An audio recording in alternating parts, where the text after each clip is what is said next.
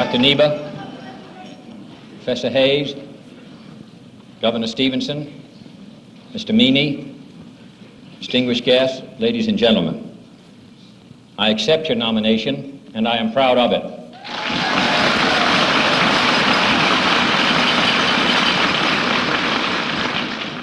I am proud to be the only candidate in 1960 with a nomination of two political parties, although I'm not certain how many tickets are now headed in how many states by Senator Goldwater.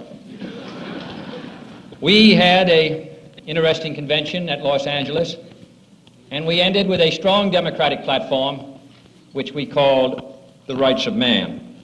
The Republican platform has also been presented.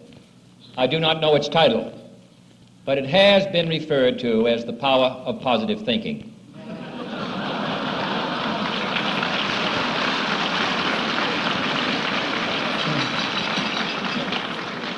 I do not regard the title of liberal as an honorary degree. I regard it as a license to preach the gospel of liberalism across this country.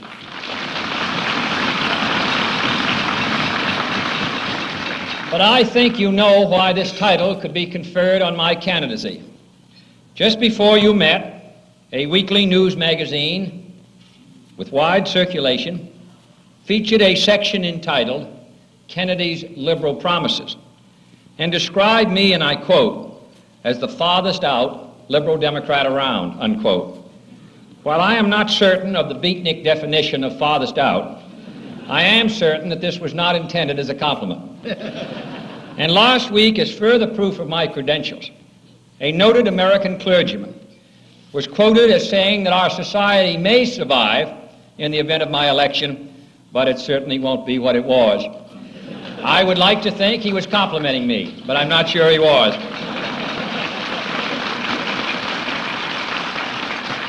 But a more serious challenge to my credentials, this time as a Democrat, was issued in Dallas, Texas. In his address to a large gathering of Texas Republicans, and there are no purer breed any place in the United States, Mr. Nixon complained that what he called the party of Schlesinger, Galbraith, and Bowles was not the party of Jefferson, Jackson, and Wilson. I do not agree. But I have no intention of issuing a similar challenge to my opponent's credentials. For I know full well that the party of Nixon, Dirksen, and Goldwater is the party of Hoover, Harding, Coolidge, McKinley, and the rest.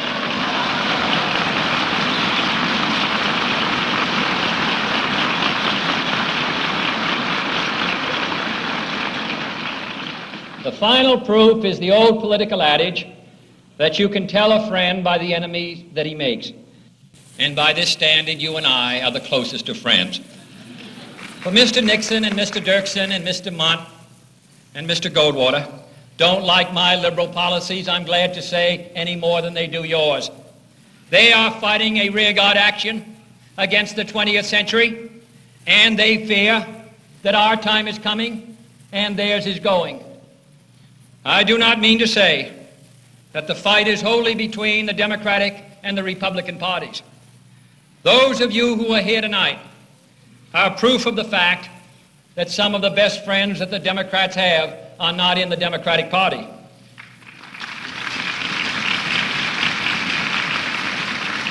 I think in November that some of them may be in the Republican Party. But I hold out no hope at all for the vast and impressive number of Republicans who suddenly, just before election time, those who are running for office, suddenly begin to sound like true religion. 8 years ago on this occasion, Adlai Stevenson called this quadrennial outburst of affection, that pause in the Republican occupation, known as the liberal hour. And he added it should never be confused, and he was right, with any period when Congress is in session.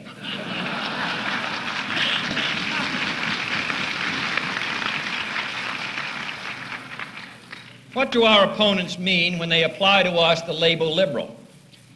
If by liberal they mean, as they want people to believe, someone who is soft in his policies abroad, who is against local government, and who is unconcerned with the taxpayer's dollar, then the record of this party and its members demonstrate that we are not that kind of liberal. But if by a liberal they mean someone who looks ahead and not behind, someone who welcomes new ideas without rigid reactions, someone who cares about the welfare of the people, their health, their housing, their schools, their jobs, their civil rights and their civil liberties, someone who believes that we can break through the stalemate and suspicions that grip us in our policies abroad, if that is what they mean by a liberal, then I'm proud to say that I'm a liberal.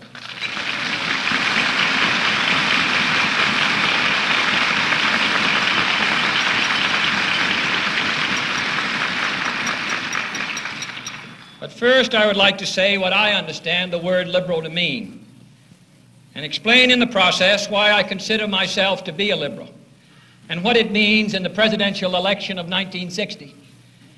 In short, having set forth my views, I hope for all time 2 nights ago in Houston, on the proper relationship between church and state, I want to take this opportunity to set forth my views on the proper relationship between the state and the citizen. This is my political credo. I believe in human dignity as the source of national purpose, in human liberty as the source of national action, and the human heart as the source of national compassion, and in the human mind as the source of our invention and our ideas. It is, I believe, this faith in our fellow citizens, as individuals and as people, that lies at the heart of the liberal faith. For liberalism is not so much a party creed or a set of fixed platform promises as it is an attitude of mind and heart, a faith in man's ability through the experiences of his reason and judgment to increase for himself and his fellow men the amount of justice and freedom and brotherhood which all human life deserves.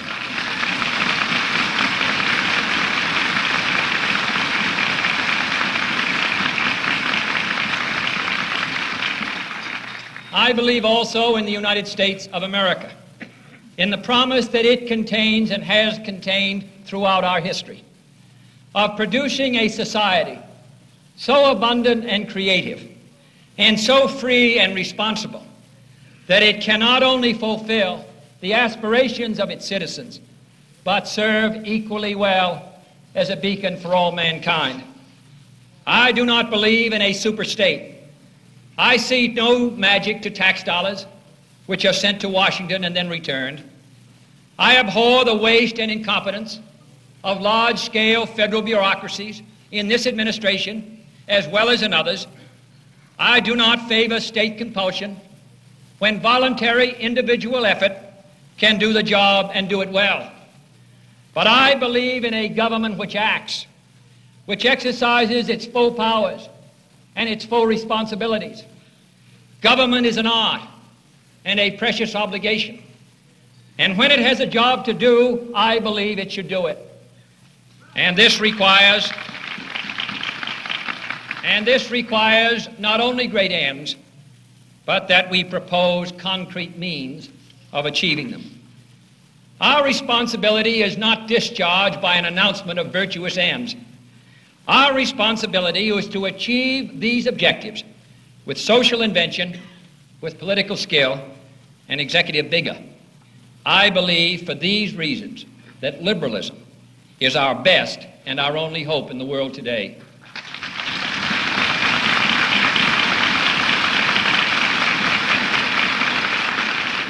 For the liberal society is a free society, and it is at the same time, and for that reason, a strong society.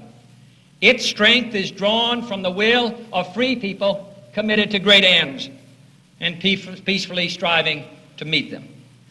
Only liberalism, in short, can repair our national power, restore our national purpose, and liberate our national energies.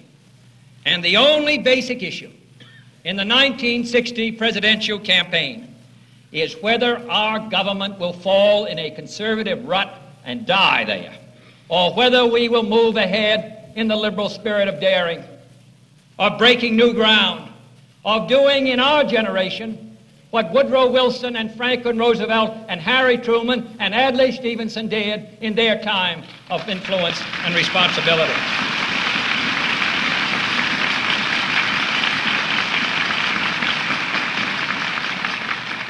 Our liberalism has its roots in our diverse origins.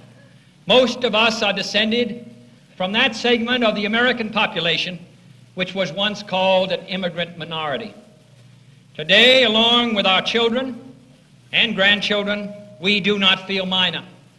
We feel proud of our origins, and we are not second to any group in our sense of national purpose.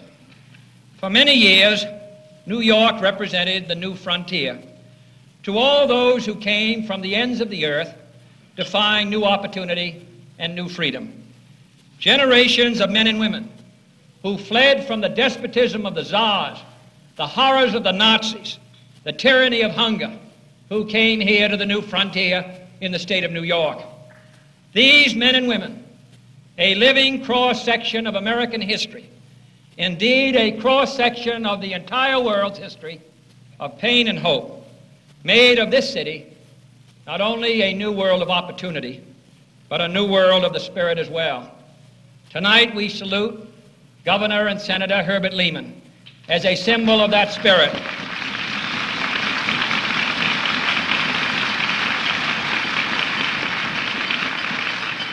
And as a reminder that the fight for full constitutional rights for all Americans is a fight that must be carried on in 1961.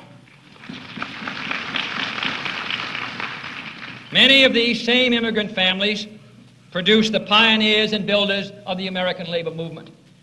They are the men who sweated in our shops, who struggled to create a union, who were driven by longing for education for their children and for their children's development. They went to night schools. They built their own future, their union's future and their country's future, brick by brick, block by block, neighborhood by neighborhood, and now in their children's time, suburb by suburb. Tonight we salute George Meany as a symbol of that struggle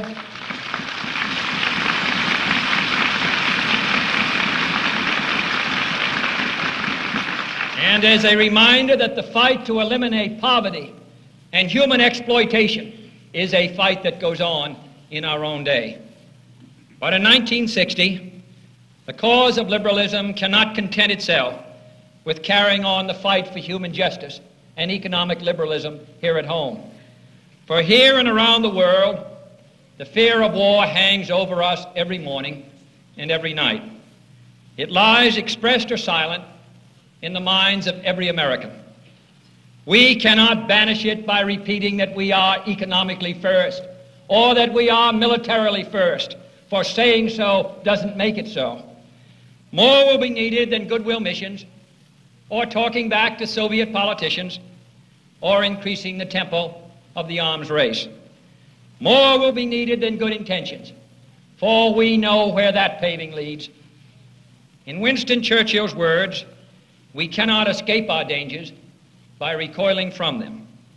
We dare not pretend such dangers do not exist. And tonight we salute Adlai Stevenson as an eloquent spokesman for the effort to achieve an intelligent foreign policy.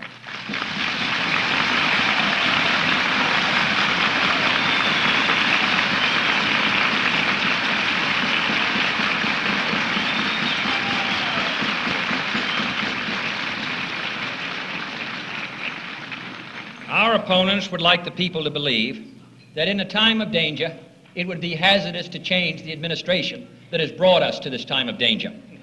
I think it would be hazardous not to change. I think it would be hazardous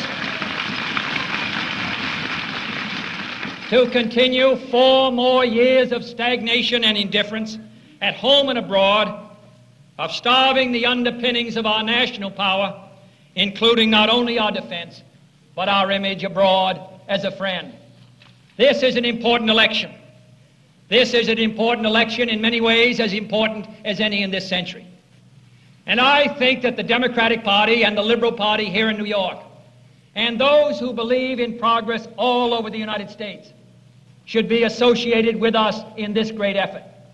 The reason that Woodrow Wilson and Franklin Roosevelt and Harry Truman and Adlai Stevenson had influence abroad and the United States in their time had it was because they moved this country here at home, because they stood for something here in the United States of expanding the benefits of our society to our own people. And the people around the world look to us as a symbol of hope.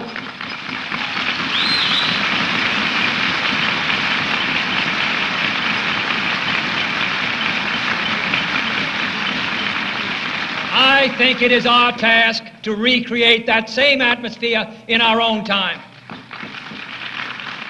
Our national elections have often proved to be the turning point in the course of our country. I am proposing that 1960 be another turning point in the history of the great republic. Some pundits are saying that it's 1928 all over again. I say it's 1932 all over again.